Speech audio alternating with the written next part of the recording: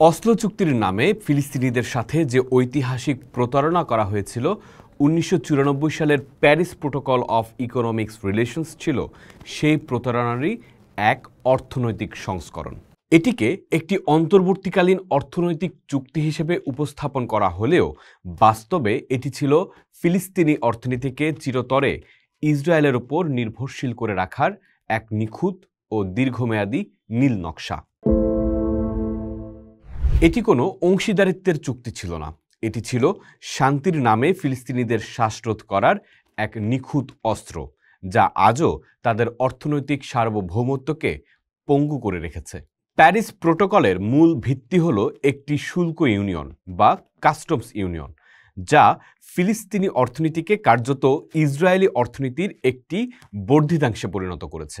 এই ব্যবস্থার অধীনে ফিলিস্তিনি কর্তৃপক্ষকে ইসরায়েলের সকল বাণিজ্য নীতি, আমদানি শুল্ক এবং কর ব্যবস্থা গ্রহণ করতে বাধ্য করা হয়।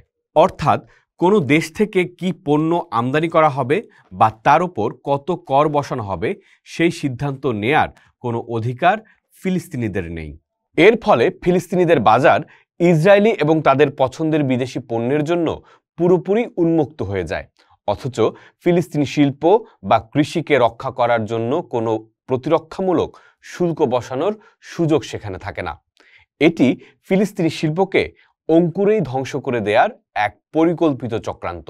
এই চুক্তির সবচেয়ে ধ্বংসাত্মক দিক হল এর কর ব্যবস্থা। ফিলিস্তিনে আমদানি হওয়া সকল পণ্যের ওপর ভ্যাট এবং অন্যান্য কর আদায়ের করার দায়িত্ব দেয়া হয় ইসরায়েলকে। ইসরায়েল এই কর আদায় করে এবং মাস শেষে একটি নির্দিষ্ট অংশ কেটে রেখে বাকিটা ফিলিস্তিনি কর্তৃপক্ষকে হস্তান্তর করার কথা।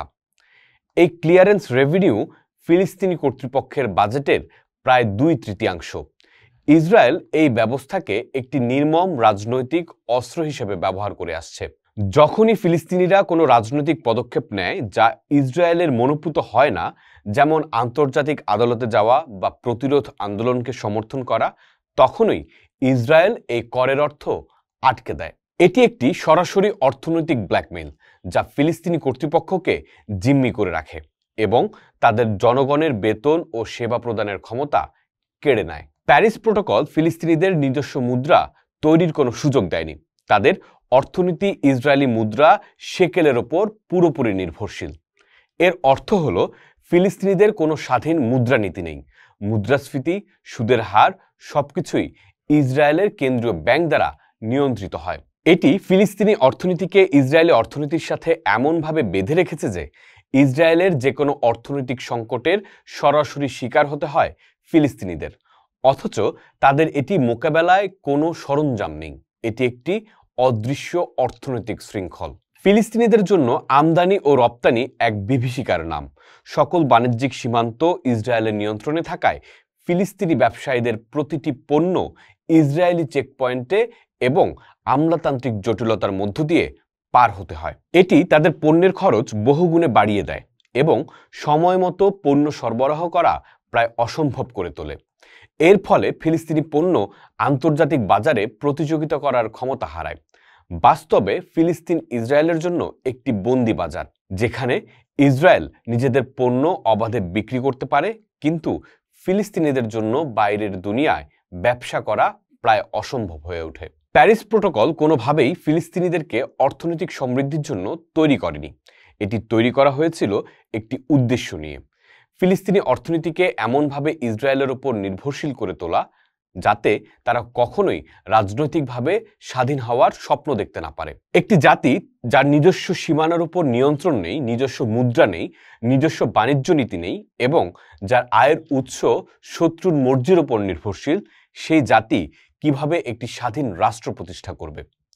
এই চুক্তি ফিলিস্তিনি কর্তৃপক্ষকে একটি কর আদায়কারী সংস্থায় পরিণত করেছে, যার কাজ হলো ইসরায়েলের হয়ে কর আদায় করা এবং সেই টাকা দিয়ে নিজেদের জনগণের ওপর ইসরায়েলি দখলদারিত্ব টিকিয়ে রাখতে সাহায্য করা। প্যারিস প্রোটোকল তাই কোনো অর্থনৈতিক চুক্তি নয়, এটি দখলদারিত্বকে স্থায়ী করার এক আধুনিক ও জটিল কৌশল, যা ফিলিস্তিনিদেরকে রক্ত শোষণ করে জায়নবাদী রাষ্ট্রকে আরও শক্তিশালী করে চলেছে। পোস্ট দেখুন, ভাবুন, করুন। থাকুন পোস্টের সাথেই।